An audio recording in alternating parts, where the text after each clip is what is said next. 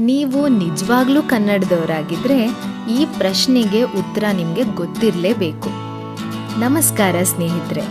ಕನ್ನಡ ಸಾವಿರಾರು ವರ್ಷಗಳ ಇತಿಹಾಸ ಹೊಂದಿರೋ ಸುಂದರ ಭಾಷೆ. ನಮ್ಮ ಸಂಸ್ಕೃತಿ, ಪರಂಪರೆ ಮತ್ತು ಜ್ಞಾನವನ್ನು ಹೊತ್ತಿರೋ ಭಾಷೆ ಇದು.